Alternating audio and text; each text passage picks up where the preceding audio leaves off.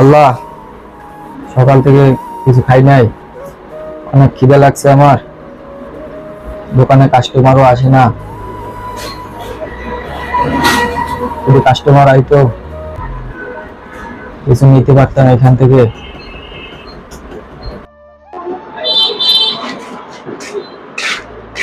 মামা, চা হবে? হ্যাঁ ভাই, চা হবে, বসেন।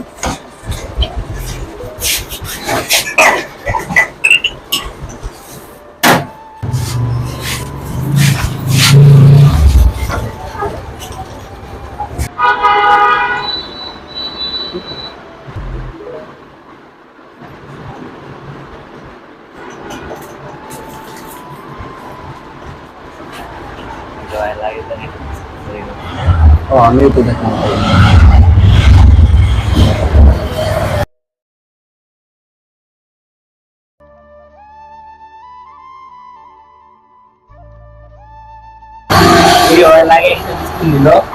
আমিও তো দেখলাম।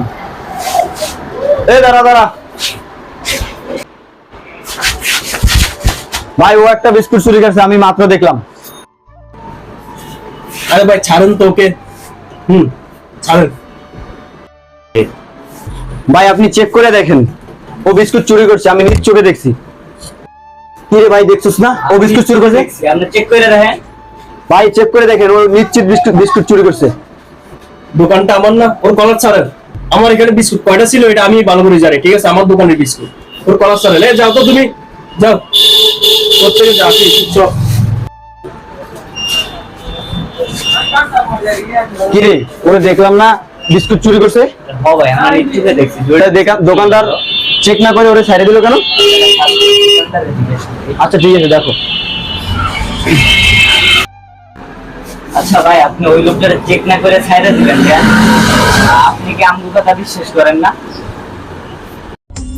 ভাই আমি আপনাদের কথা বিশ্বাস করি। ও প্রতিদিনই আমার দোকান থেকে চুরি করে, বিস্কুট কেক যখন যেটা পায় সেটাই চুরি করে। কিন্তু কেন চেক করি না জানেন? ও প্রতিদিন আমার দোকানে বসে শুধু আল্লাহর কাছে দোয়া করে যে আমার দোকানে ভিড় হোক, কাস্টমার আসুক, তাহলে ও একটা বিস্কুট বা কিছু চুরি করে চলে যায়।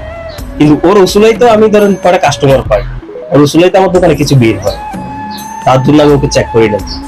আর ও যদি একটা বিস্কুট খেয়ে যদি 10 টাকার একটা নাস্তা খেয়ে খাওয়ার পর আমার যদি 100 টাকা লাভ হয়, সেখানে আমার কোনো ক্ষতি আছে? তার জন্য ওই লোকটাকে আমি চেক করি না। আর সবাইকে তো একই পাল্লায় মাপা যাবে না।